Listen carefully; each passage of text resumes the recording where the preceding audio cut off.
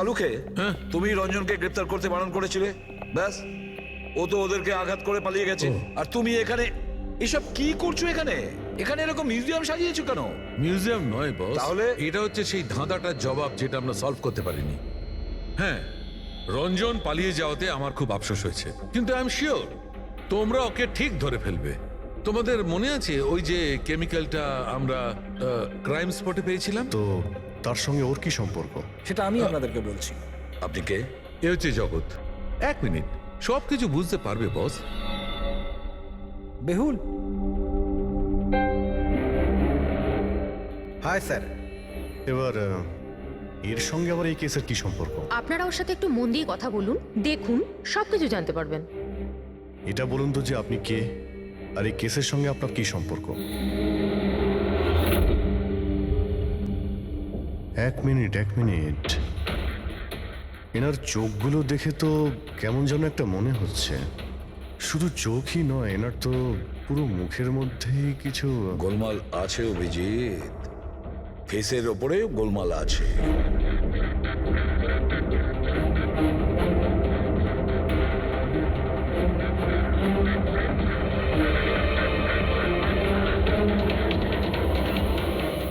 O thank you বেহুল। এটা কি? আমি বলছি বস, ওই কেমিক্যালস যেটা ক্রাইম স্পটে পাওয়া গেছিল, আসলে ওই কেমিক্যালটা এই ধরনের মাস্ক আর নকল রক্ত তৈরি করতে কাজে লাগে। বিশেষ করে এই সিলিকন মাস্ক, যেটা ওই সিনেমাতে ব্যবহার হয়। সব থেকে বড় ব্যাপার হচ্ছে এর মধ্যে চোখের পাতা থাকে না, আর চোখের জন্য এখানে গর্ত একটা থাকে আসল মুখের মতো, যাতে যে এটা পড়বে তার আসল চোখটা এই গর্ত থেকে বেরিয়ে এসে যাতেও দেখতে পায়। আর স্যার, এটাকে বানানো কিন্তু অত সহজ নয়। হাই কোয়ালিটির সিলিকন আর পারদর্শী লোকই এটা বানাতে পারে। লেটেস্ট টেকনিকের জন্য স্যার, এটা যে পড়বে তার যে মুখের ভাব, সেটাই মাস্কে ফুটে উঠবে। এর থেকে তো একটা কথা পরিষ্কার অভিজিৎ, কেউ রঞ্জনের মতো দেখতে হুবহু একটা মুখোশ বানিয়েছে, একটা মাস্ক বানিয়েছে। রঞ্জনের মতো হাইটের কেউ ওরই মুখের মতো কোনো মাস্ক বানিয়েছিল আর লোকেদের বোকা বানাচ্ছিল। হ্যাঁ, আর সেই জন্যই সবাইকেও দূর থেকে দেখা দিয়েছিল, কারণ যদি কাছে আসতো তাহলে সবাই বুঝে যেত ও কোনো মাস্ক পরে আছে। আর স্যার অঞ্জলি, ও তোর সাথেই ছিল, ওর সাথে কথাও হয়েছে, ওর সাথে লাশটা লুকোনোর চেষ্টা করেছে। ওর মুখে রক্তও লেগেছিল, আর ওখানে লাশগুলোকে কাটছিল আর লুকিয়ে রাখার চেষ্টাও করেছিল। তাই হয়তো তাড়াহুড়োতে কোনো খেয়ালই করেনি।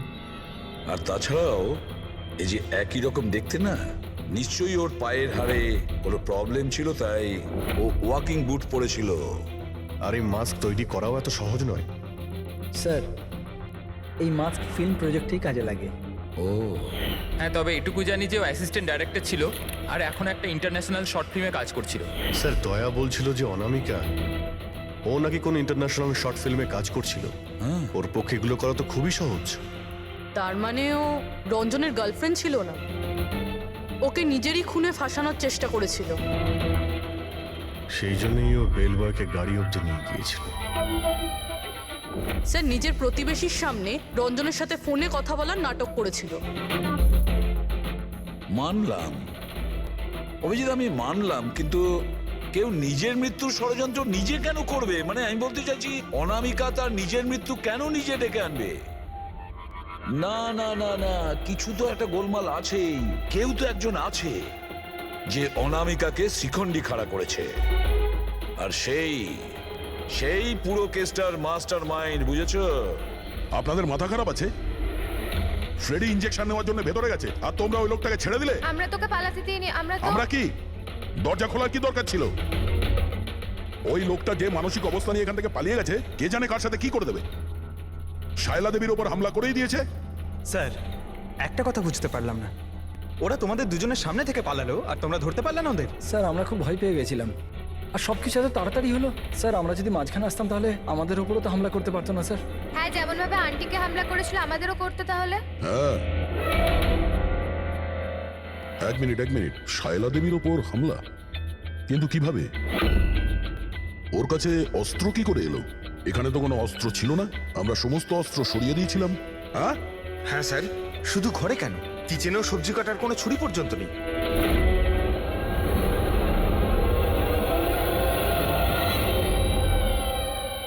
স্যার স্যার এ হলো আমাদের প্রোডাকশন হাউসের মেকআপ আর্টিস্ট আর স্যার এ মাস্ক বানাতেও এক্সপার্ট।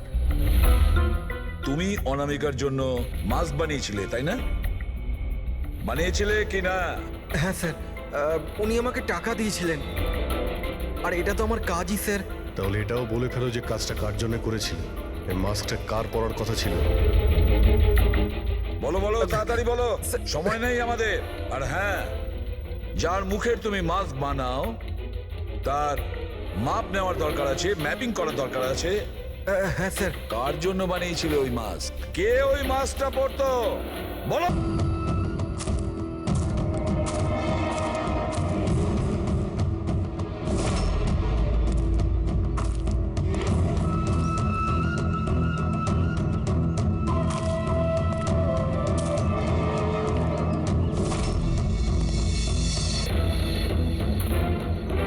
কে তুমি? হ্যাঁ, কে তুমি? কি চাও? কেন আমাকে বেঁধে রেখেছো? আমার তো মনে হয়েছিল আমাকে দেখে তুমি খুব খুশি হবে, কারণ আমিই তো হচ্ছি সে যাকে তুমি খুঁজে চলেছ। তোমারই আর এক রূপ। রূপ? কিন্তু তোমার মুখ তো আমার সাথে মেলে না। কারণ এটাই, আমি তোমার মতন মুখের মাস্ক পরে নেই এখন, নাহলে তুমি আমাকে চিনতে পারতে না যে আসল তুমি না আমি। আর একটা কথা, আমি তোমার আওয়াজে কথাও বলতে পারি। কিন্তু তুমি এমন কেন করছো? যাতে অনামিকার খুনের জন্য তোমার জেল হয়ে যায়। কিন্তু আমার তোমার সাথে কি শত্রুতা? আমি তো তোমাকে চিনি অব্দি না। ওসব জেনে তুমি কি করবে? এখন তো শুধু এইটুকুনি জেনে রাখো যে আমার এত পরিশ্রমে সিআইডির লোকেরা জল ঢেলে দিয়েছে, আর আমার কাছে শুধুমাত্র এখন একটাই রাস্তা বাকি আছে, যে তোমাকে আমি মেরে ফেলবো। না! সিআইডি, তোমরা এখানে কি করে? তোমাকে ফলো করতে করতে এখানে পৌঁছেছি। ওই মেকআপ ম্যান সবকিছু বলে দিয়েছে তোমার ব্যাপারে। খুব ভুল করেছো তোমরা এখানে এসে। রঞ্জনকে তো আমি কিছুতেই ছাড়তে পারবো না, কারণ আমি ওকে মারবার জন্য কন্ট্যাক্ট নিয়েছি। কিন্তু এখন তোমরা ওর সঙ্গে মরবে।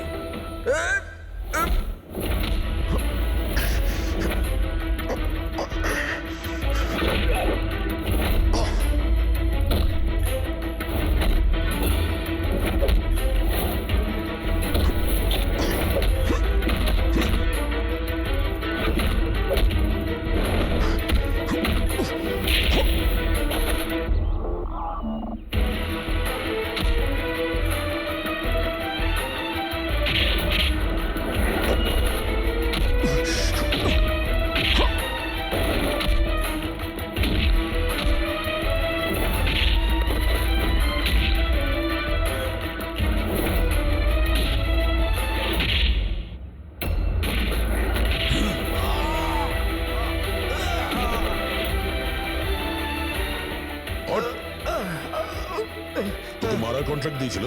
হ্যাঁ, কে দিয়েছিল? অনামিকা মারা যাওয়ার পরেও তোমাদের প্ল্যান চালু আছে। কে মাস্টার মাইন্ড? আমায় ক্ষমা করে দাও মা। তোমার মতের বিরুদ্ধে গিয়ে বিয়ে করে আমি অনেক বড় ভুল করে ফেলেছি। কখনো ভাবতেও পারেনি যে ও এইসব করতে পারে। রঞ্জন কোথায়? ওকে পেলেন না আপনারা? পাওয়া গেছে রঞ্জনকে। আপনারা সবাই এটা জেনে হয়তো অবাক হবেন যে রঞ্জন নির্দোষ। এটা আপনারা কি বলছেন? খুন রঞ্জনই করেছে? একদম না, রঞ্জন খুন করেনি। খুন করেছে আপনাদের মধ্যেই কেউ একজন। আমরা? কিন্তু আপনি তো জানেন যে এদের সবার উপস্থিতিতেই রঞ্জন আমাকে আঘাত করেছে। কি করে করলো? মানে কোন জিনিস দিয়ে আপনার উপর আক্রমণ করেছিল? আমি বলেছিলাম না যে ও ছুরি দিয়ে আমাকে আঘাত করেছিল। কিন্তু ছুরি তো ছিল না ঘরে, আমরা সমস্ত অস্ত্র সরিয়ে দিয়েছিলাম আগে থেকেই। আপনার এই আঘাত ছুরি দিয়ে নয়, বরং নেইল ফাইল, নখ কাটার জন্য যেটা ব্যবহার করা হয়, আপনার এই আঘাত সেটা থেকে লেগেছে। মনে হচ্ছে উনি এখনো কনফিউজড। কোনো ব্যাপার নয়, ওনাকে আমরা সাহায্য করছি। ফ্রেডি,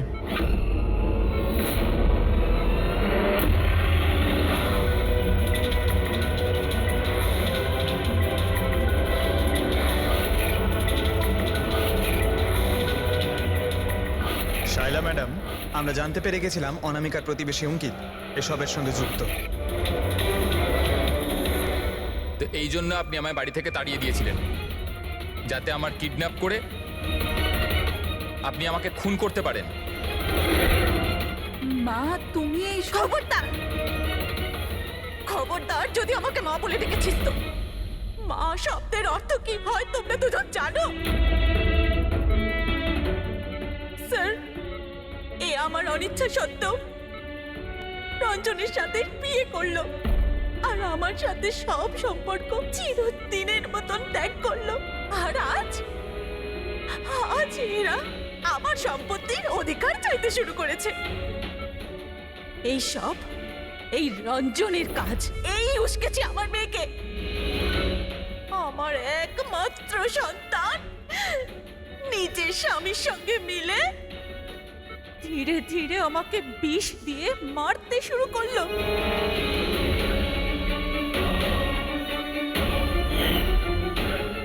দুভোটা তাড়াতাড়ি করো অঞ্জলি, এটা নিয়ে গিয়ে মায়ের ঘরে রেখে দাও, যাও।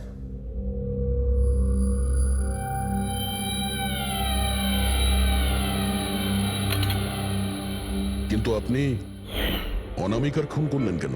ওর কোনো দোষ ছিল না, কিন্তু আমার কাউকে তো একটা দরকার ছিল এই সব কিছু করার জন্য। কিন্তু আমি এদের দুজনকে শাস্তি দিতে চেয়েছিলাম যে রঞ্জনের ফাঁসি হয়ে যাক আর অঞ্জলির সারা জীবনের মতো জেল। শায়লা দেবী, এদের প্রতি আপনার ঘৃণা আপনাকেও এদেরই মতন অপরাধী বানিয়েছে। এদের দুজনের তো শাস্তি হবেই, আপনার প্রাণ নেওয়ার চেষ্টা করেছে বলে। কিন্তু আপনারও কঠোর থেকে কঠোরতম শাস্তি হবে অনামিকাকে খুন করার অপরাধে।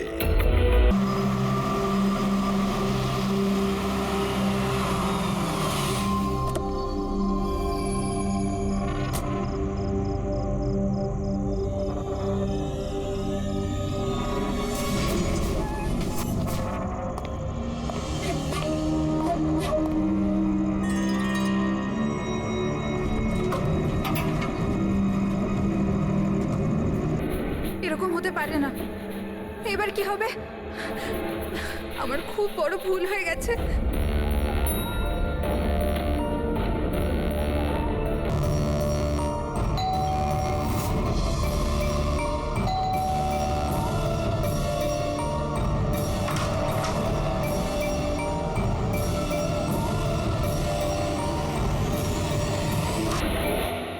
এদিকে এসো, এদিকে এসো। সব সব ঠিক আছে তো? তোমায় এভাবে কেউ দেখেনি তো? কেউ সন্দেহ করেনি তো? হ্যাঁ সন্দেহ? বলো। কেমন সন্দেহ?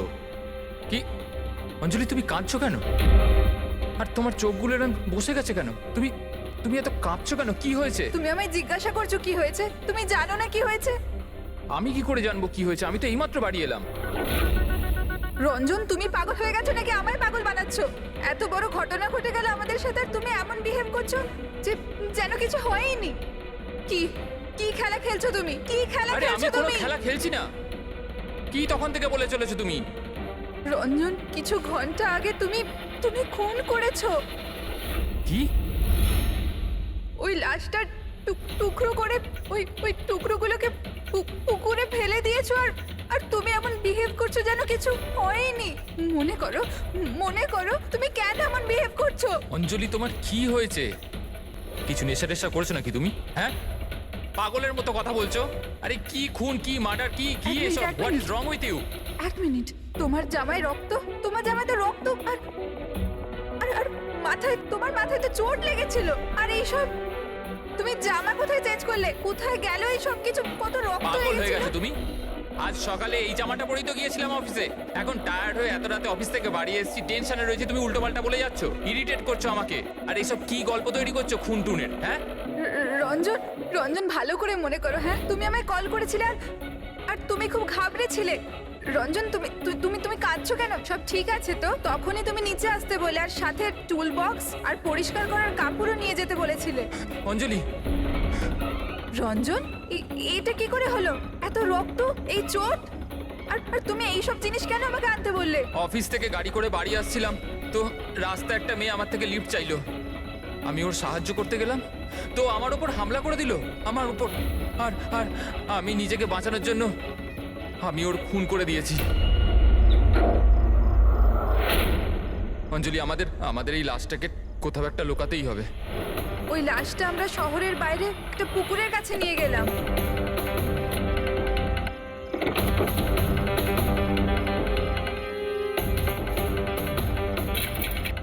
আর সেখানে তুমি বলার পর আমরা লাশটাকে টুকরো টুকরো করেছিলাম, সেগুলো প্লাস্টিক ব্যাগের মধ্যে ঢুকিয়ে আর ওই পুকুরে ফেলে দিলাম। আর তারপরে তুমি আমার বাড়িতে ড্রপ করে দিলে, আর তুমি বলেছিলে যে তুমি একটু পরেই বাড়ি চলে আসবে। তুমি আমায় এটা বলতে চাইছো যে যাকে আমি চিনতামই না আমি তার খুন করে দিয়েছি? হয় তুমি স্বপ্ন দেখছো, নয়তো তোমার মাথায় কিছু একটা চলছে, সেটা আমি জানি না। আর যদি তোমার কথায় একটু সত্যতা থাকে, can you prove it? I will.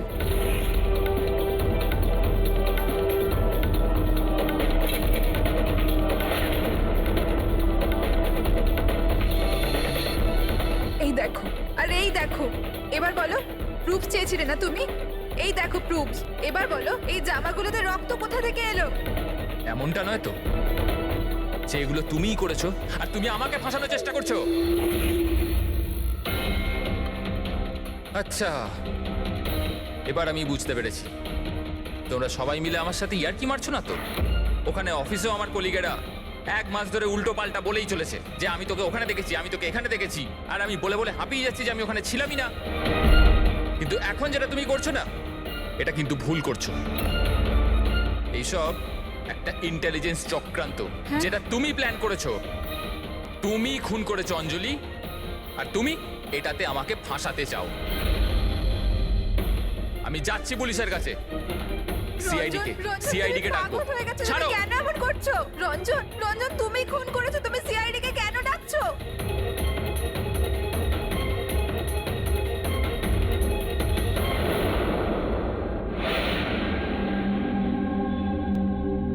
তার মানে আপনি বলতে চাইছেন যে আপনি আপনার স্বামী মানে এনার সাথে মিলে একটা মেয়ের লাশ এই শহরের বাইরে মানে একটা লেকে ফেলেছেন? হ্যাঁ স্যার, আমি এটাই বলছি। আর এই সব কিছু আমি ওর বলাতেই করেছি। কিন্তু আপনার স্বামী তো বলছেন ইনি কিছু জানেনই না। ইনফ্যাক্ট উনি আমাদের এখানে ডেকেছেন। স্যার, এই মহিলা সব উল্টোপাল্টা বলছে। আমাকে ফাঁসানোর চক্রান্ত হচ্ছে আর এও তাতে জড়িত। উল্টোপাল্টা আমি নয়, উল্টোপাল্টা এ বলছে। প্রথমে নিজের দোষ ঢাকার জন্য আমাকে দিয়ে এই সব কিছু করিয়েছে, আর এখন নিজেই না বলছে। স্যার, আমি আপনাকে সত্যি কথা বলছি। আমি বলেছিলাম না যে আমার হ্যাঁ, ওই একই রকম দেখতে লোকের কথা, যে আপনার বন্ধু অ্যালেক্সরা আপনার মতো দেখতে লোকের সঙ্গে দেখা করছে। কিন্তু এটা মনে হচ্ছে না যে আপনার এই গল্পটা সত্যি কম আর কাল্পনিক বেশি লাগছে। স্যার, এই লোকটা আপনাদের মিথ্যে বলছে, আমি সত্যি বলছি। ইনফ্যাক্ট আপনারা তো জানেনও না যে কি হয়েছিল। এমন কি হয়েছিল? স্যার, রঞ্জন আমাকে টুল বক্স আর একটা কাপড় নিয়ে নিচে পার্কিং এ ডেকেছিল, আর ওখানেও আমাকে বললো যে ও একটা মেয়েকে খুন করে ফেলেছে। সেখানে আমরা লাশের টুকরো করে জলে ফেলে দিয়েছিলাম। স্যার প্লিজ আমায় বিশ্বাস করুন স্যার, একই রকম দেখতে একটা লোক এরকম করছে, আর না হলে সবাই মিলে চক্রান্ত করছে যেটাতে আমাকে ফাঁসানো হচ্ছে। 1 মিনিট এক সময়ের জন্য চুপ থাকুন, আর আপনি আপনার গাড়ির চাবিটা দিন এক্ষুনি, এই মুহূর্তে। আর এখান থেকে লেকে যাব। একবার এই এভিডেন্সগুলো ফরেন্সিক ল্যাবে যাক, তাহলেই আমরা জেনে যাব যে আপনাদের দুজনের মধ্যে কে সত্যি বলছে আর কে মিথ্যে বলছে।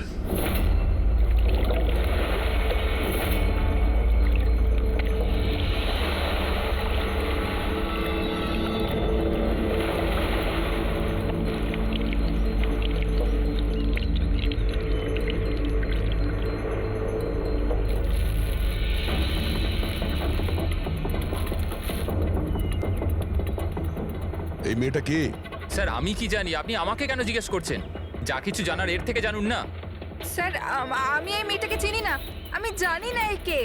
আমি একে মারিনি স্যার, আমি তো ওই সময় শুধু এই লোকটার হেল্প করছিলাম। আমি অনেক রাত অবধি অফিসে ছিলাম স্যার, আপনি চাইলে সিসিটিভি ফুটেজ দেখতে পারেন। চিনের নিচে দেখো, থুতির নিচে স্টিচেস আছে না?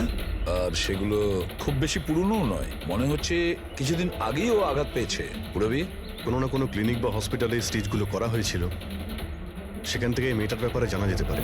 একটা কাজ করো ফেডরিক, পঙ্কজ, এই বডির টুকরোগুলো আছে না, এই সব কটা আমাদের ফরেন্সিক ল্যাবে পাঠিয়ে দাও, আর এদের দুজনকে আমাদের ব্যুরোতে নিয়ে চলো।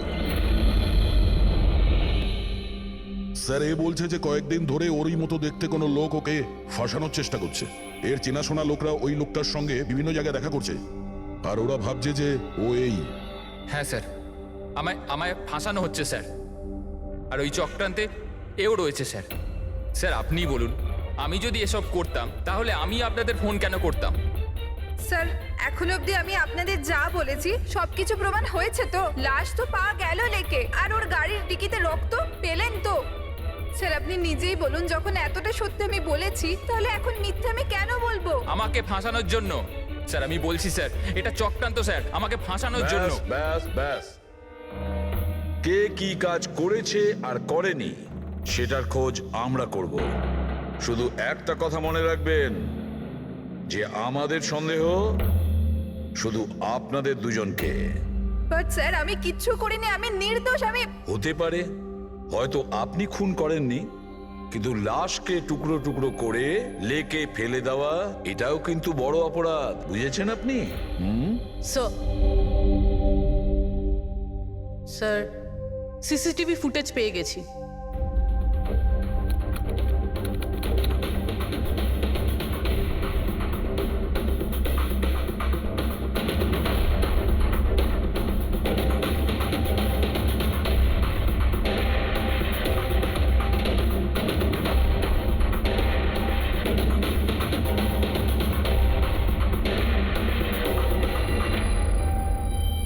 এ তো খালি। কিন্তু স্যার আমি সত্যি কথা বলছি, আমায় বিশ্বাস করুন, আমি ছিলাম অফিসে। আমি বুঝতে পারছি না কেন আমায় দেখা যাচ্ছে না স্যার। মিস্টার রঞ্জন, আইন বিশ্বাসের উপর চলে না, প্রমাণ চাই। আপনার অফিসের যে ফুটেজ সেটা সবার সামনে, আপনি ওখানে নেই, তার মানে এটাই হচ্ছে যে আপনার মিসেস যেটা বলছে সেটাই সত্যি।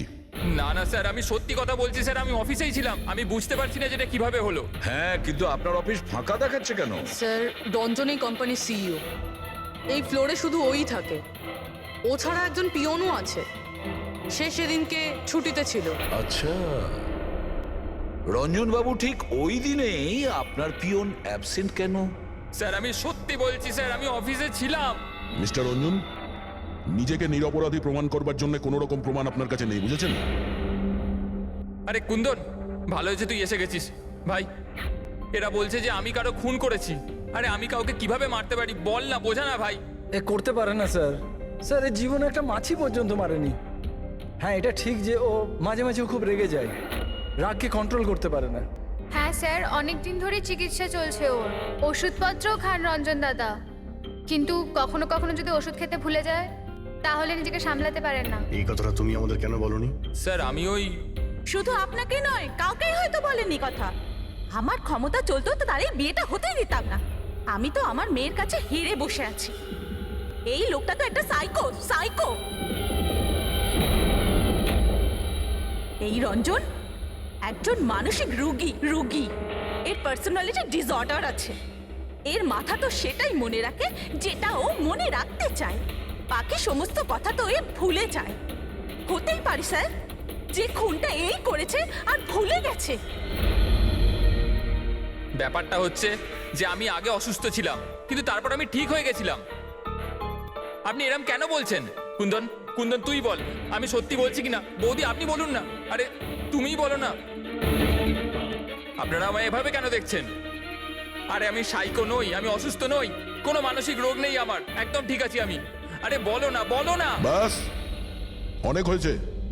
এটা তোমার বাড়ি নয়, ব্যুরো। এই নাটক এখানে চলবে না। একটা কাজ করো, পাশের ঘরে গিয়ে এনাদের বসাও। যান, ওই দিকটা যান যান। সমস্ত প্রমাণ ওই রঞ্জনের বিরুদ্ধে, আর তাছাড়াও ওর আচরণটা ঠিক নেই। কিন্তু বুঝে উঠতে পারছি না, জানি না কেন আবার এই ব্যাপারটা এড়িয়েও যেতে পারছি না। ও বারবার আমাদেরকে বলছে যে অফিসের সিসিটিভি ফুটেজটা চেক করুন। আমি অফিসে ছিলাম। এতটা জোর দিয়ে কেউ বলতে পারে না। আরও একটা ব্যাপার স্যার, ফোন ওই করেছিল। কোনো খুনি এরকম কেন করবে? আর স্যার ওই ডিসোসিয়েটিভ পার্সোনালিটি ডিসঅর্ডার, হয়তো খুনটা করেছে আর তারপর ভুলে গেছে। এই রোগটাতে এরকমই হয় স্যার। হতে পারে, এটা হতেই পারে।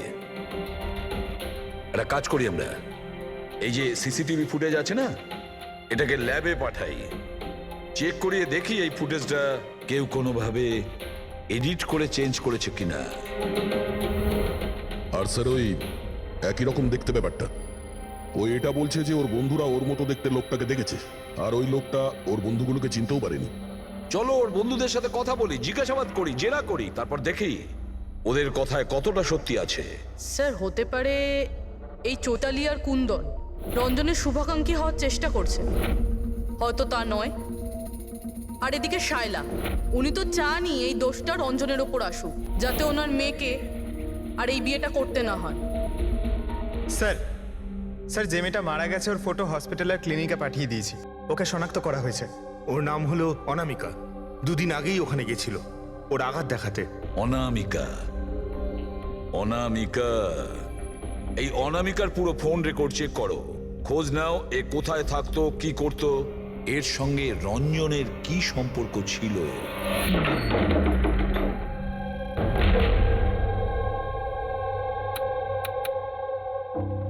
স্যার অনামিকা হসপিটালে এই অ্যাড্রেসটাই দিয়েছিল। এবার কি করি? দেখা যাক, কোনো প্রমাণ নিশ্চয়ই পাবো। একটু আশেপাশে দেখো কোনো প্রতিবেশী আছে কিনা।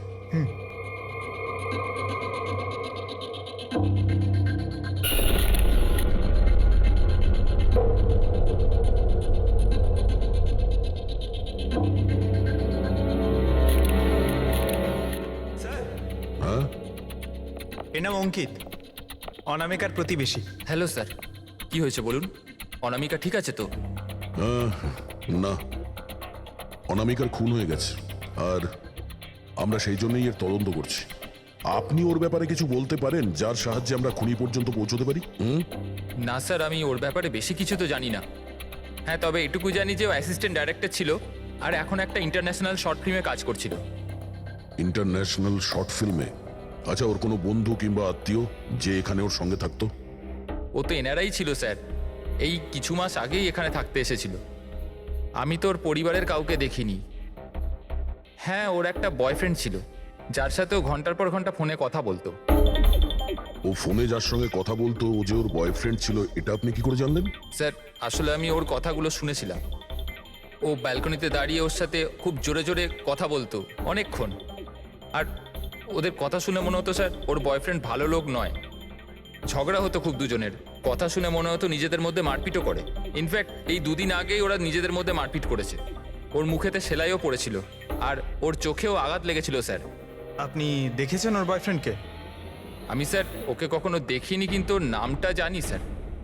আচ্ছা, কি নাম কি ওর? Ranjan. Ranjan?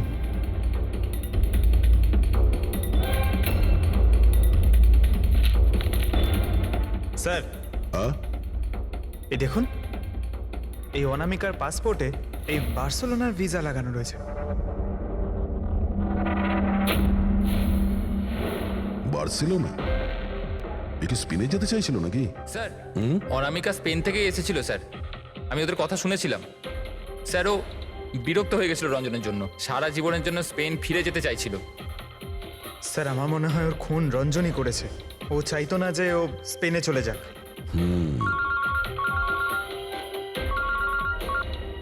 Hello sir, অনামিকার phone records পাওয়া গেছে। একটা নাম্বারে যেটাতে ও সবচেয়ে বেশি কথা বলতো সেটা রঞ্জনের কোম্পানির নামে রেজিস্টার্ড আছে। ও রঞ্জন, একটা কাজ করো, অনামিকার ফোনের শেষ লোকেশনটা কোথায় ছিল সেটা বার করো। এ অনামিকা কাল রাত্রেই আপনার হোটেলে ছিল? I am not sure sir, ছিল না? আমার তো মনে হয় না। ঠিক আছে, আমাদের আপনার হোটেলের সিসিটিভি ফুটেজটা চেক করতে হবে। Sure sir.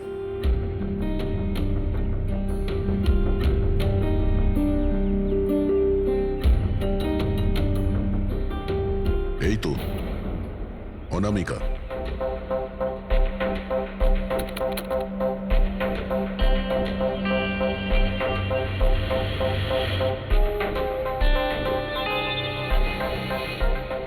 এটা কি ব্যাপার? ও ভেতরে গেল একটা হ্যান্ডব্যাগ নিয়ে আর বাইরে এলো একটা লাগেজ নিয়ে, আর সঙ্গে এই ছেলেটাকে। স্যার ও তো আমাদের বেল বয়। ওয়েল বয় কোথায় আছে এখন? কাল রাত্রে তুমি যখন ওই মেয়েটার লাগেজ নিয়ে বাইরে যাচ্ছিলে তখন ওর জন্য কেউ অপেক্ষা করছিল বাইরে? হ্যাঁ স্যার, একজন লোক তো ছিল, ওর জন্য ওয়েট করছিল। কে ছিল? লম্বা রোগা করে একজন ছিল। লম্বা রোগা করে?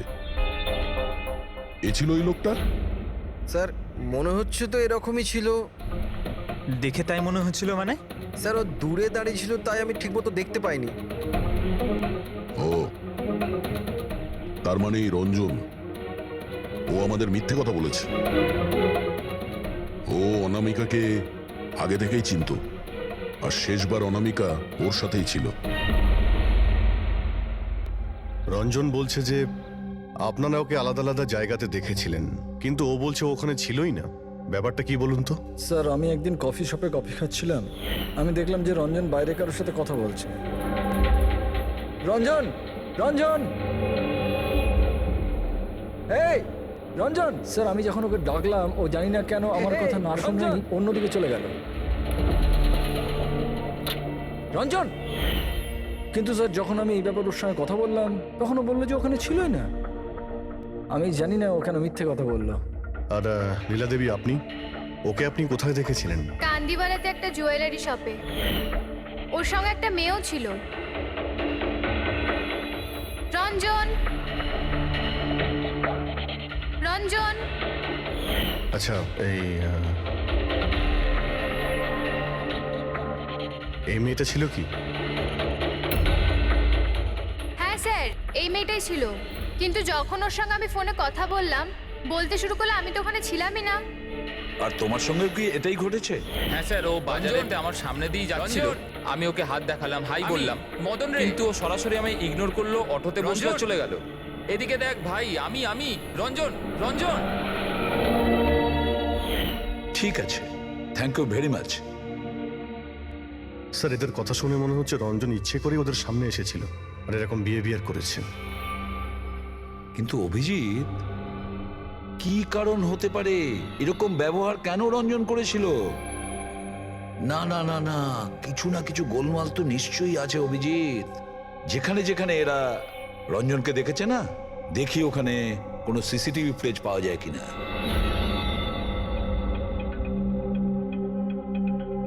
স্যার এখানে দেখুন। হ্যাঁ শালুকে, বস, কি পেলে? এই অস্ত্রের ওপর আর কাপড়ে যে রক্ত পাওয়া গেছে, সেটা অনামিকারই। মনে হচ্ছে অঞ্জলি সত্যি বলেছে। এটার ব্যবহার অনামিকাকে খুন করার জন্যে আরো লাশটাকে লুকানোর জন্য করা হয়েছে। আচ্ছা, রঞ্জনের বিরুদ্ধে কোনো প্রমাণ? হ্যাঁ স্যার, রঞ্জনের ফিঙ্গারপ্রিন্টস পাওয়া গেছে। একটা তো এই টুল বক্সে, আর দ্বিতীয়টা গাড়ির ডিক্কিতে, যেখানে অনামিকার রক্তও পাওয়া গিয়েছিল। তার মানে রঞ্জন অঞ্জলির সঙ্গে ছিল। এটা তো খুব সহজ সরল প্রমাণ। অঞ্জলি সত্যি কথা বলা আর রঞ্জনকে খুনি প্রমাণ করা। কিন্তু বস, আরো অনেক কিছু পাওয়া গেছে।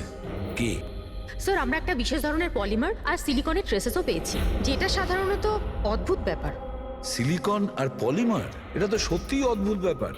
আরো একটা বিশেষ কথা দেখাচ্ছি, এসো।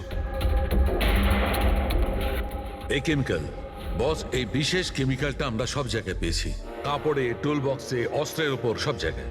আর এটা ছাড়া এই দেখো, এই কিছু সায়ানাইড, কিছুটা ক্লোরাইড, এইসব কেমিক্যাল। সবচেয়ে বড় কথা হচ্ছে, এই যতগুলো কেমিক্যাল আছে, এই সিচুয়েশনে এখানে এগুলো থাকাই উচিত নয়। রঞ্জন, এই রঞ্জনের স্বাধীন থাকা চলবে না। রঞ্জনের একা থাকা খুবই বিপজ্জনক। প্রতিবেশীরা বলছে যে তুমি অনামিকার বয়ফ্রেন্ড। না স্যার। কিন্তু তুমি ওকে অনেক মারধরও করতে। না না, এটা একদম মিথ্যে স্যার, ভুল কথা এগুলো। লোকে আমার নামে বিভিন্ন কথা বলে বেড়ায়, কিন্তু সত্যিটা তো হলো যে আমি কোনো অনামিকাকে চিনি না। আচ্ছা, এই তোমার ক্রেডিট কার্ডের বিলস, এগুলো তো চেনো না? এই দেখো, এই অনামিকার বার্সেলোনার ফ্লাইটের টিকিট তোমার ক্রেডিট কার্ড থেকে কেনা হয়েছে। আর ও যে নাম্বারটায় ঘন্টার পর ঘন্টা কথা বলতো, সেটা তোমার কোম্পানির নামে রেজিস্টার করা আছে। আর সব থেকে বড় কথা, তোমার গাড়ির ডিকিতে অনামিকার রক্তের ছাপ পাওয়া গেছে। আর তুমি কি মনে করছো যে আমরা ওর কথা শুনে তোমার উপর দোষ চাপাচ্ছি? এই সমস্ত প্রমাণই যথেষ্ট এটা প্রমাণ করার জন্য যে তুমি অনামিকাকে খুন করেছো। না স্যার, আমি কারোর খুনটুন করিনি। আর স্যার এই ক্রেডিট কার্ড, স্যার আমার কাছে তো অনেক ক্রেডিট কার্ড আছে স্যার। আর স্যার আমি আজ অব্দি আমার ক্রেডিট কার্ড দিয়ে কখনো বার্সেলোনার টিকিট বুক করিনি। তাহলে উল্টোপাল্টা কথা বলা বন্ধ করো রঞ্জন। অনামিকা তোমার গার্লফ্রেন্ড ছিল আর তোমার জন্য বিপদ হয়ে দাঁড়িয়েছিল, আর ওর হাত থেকে মুক্তি পাওয়ার জন্য তুমি ওকে খুন করে দিলে। আর শুধু খুন করলে না, তার সাথে আমাকেও ফাঁসিয়ে দিলে। না, আমি এরম করিনি অঞ্জলি, আমার কথাটা বোঝার চেষ্টা করো তুমি। বৌদি, মানছি যে সমস্ত প্রমাণ এটাই ইঙ্গিত করছে যে রঞ্জনী খুনটা করেছে, কিন্তু কিছু প্রমাণিত হয়নি এখনো। আপনারা প্লিজ আমাদের কাজ করতে দিন। দেখো রঞ্জন, তোমার নির্দোষ হওয়ার কোনো প্রমাণ তোমার কাছে নেই, আর খুনের সময় তুমি কোথায় ছিলে এর কোনো সাক্ষীও নেই। আর তোমার ওই অফিসে সিসিটিভি ক্যামেরা ফুটেজ, ওর মধ্যে তুমি উধাও। অনামিকার হোটেলের বাইরে তোমার গাড়ির দাঁড়িয়ে থাকা, তোমার গাড়ির ডিকিতে অনামিকার রক্ত পাওয়া, ফোন রেকর্ড, ক্রেডিট কার্ড বিলস, তোমার বাঁচার আর কোনো রাস্তা নেই। এই একই রকম দেখতে অ্যাঙ্গেলটা একবার পরিষ্কার হয়ে যাক, তারপর তোমাকে অ্যারেস্ট না করার কোনো কারণ আমাদের কাছে থাকবে না। ততক্ষণের জন্য তুমি এখানে নিজের বাড়িতেই নজরবন্দি থাকবে, ফ্রেডির তত্ত্বাবধানে। আর আপনারা তদন্ত শেষ না হওয়া পর্যন্ত আপনাদের মধ্যে কেউ এখান থেকে যাবেন না। ফ্রেডি, নজর রেখো। Sir sir please sir, sir আমার কথাটা বোঝার চেষ্টা করুন, আমি কিচ্ছু করিনি। পুরবী, তুমি কি বলছো তুমি খেয়াল করেছো? হ্যাঁ স্যার, স্যার ইমেজ ফরেন্সিক এক্সপার্টরা কনফার্ম করেছেন এই রঞ্জনের ফুটেজের সাথে এডিট করা হয়েছে। এই ফুটেজটায় কিছু আউট অফ ফোকাস ব্যাপার আছে, যেটা থেকে এটা প্রুফ হয় যে এখানে কেউ একজন ছিল, যেটাকে খুবই ভালোভাবে ডিলিট করা হয়েছে। অন্য আর কেউ নয়, ও রঞ্জনী হবে। তার মানে ওর এই একই রকম দেখতে গল্পটা সত্যি। অনামিকার খুনের সময় ও অফিসেই ছিল, তাহলে ওর খুন কি করে করবে? একটাই লোক একই সময়ে দু জায়গায় কি করে হতে পারে? স্যার, স্যার সেই সব সিসিটিভি ফুটেজ পেয়ে গেছি যেখানে রঞ্জনের বন্ধুরা রঞ্জনকে দেখেছিল। কফি শপ, জুয়েলারি শপ আর মার্কেটে। দরজা খোলো, বাইরে বেরোতে দাও। আরে কেন আমাকে আটকে রেখেছো? খোলো, আমি বলছি খুলে দাও। এটা কি হচ্ছে? ওর আবার আগের মতো অবস্থায় নেই তো? খোলো। সে কি? তাহলে তো ওনাকে কাবুতে আনার নিশ্চয়ই কোনো উপায় থাকবে। শুধু একটাই ওষুধ আছে, ঘুমের ইনজেকশন। খোলো, আমি বলছি দরজাটা খোলো। আরে এইভাবে কেউ কাউকে আটকে রাখে নাকি? আমার তো খুব ভয় লাগছে, আমি দরজা ভেঙে মাথা দেবো। খারাপ হয়ে গেলে আবার কিছু করে নেবে না তো? সব এক একটা রত্ন এখানে, দরজাটা খোলো। আমি দেখছি। আরে কেন আটকে রেখেছো আমায়?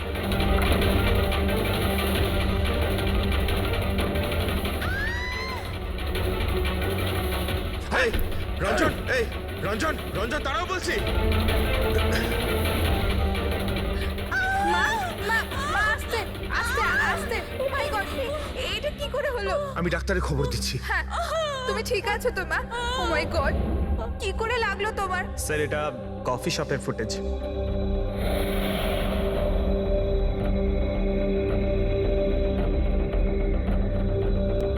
স্যার এবার জুয়েলারি শপ।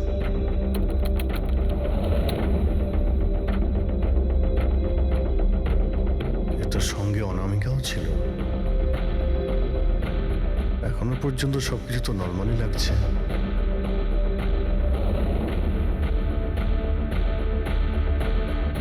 স্যার এবার মার্কেট প্লেস।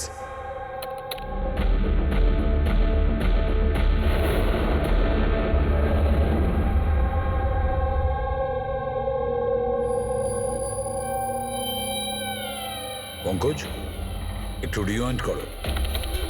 হ্যাঁ, আগে ওই রঞ্জনকে জুম করো।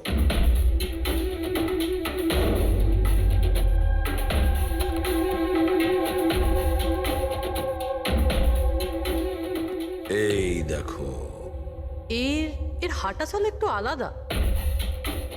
ও অন্য ধরনের জুতো পরে রয়েছে।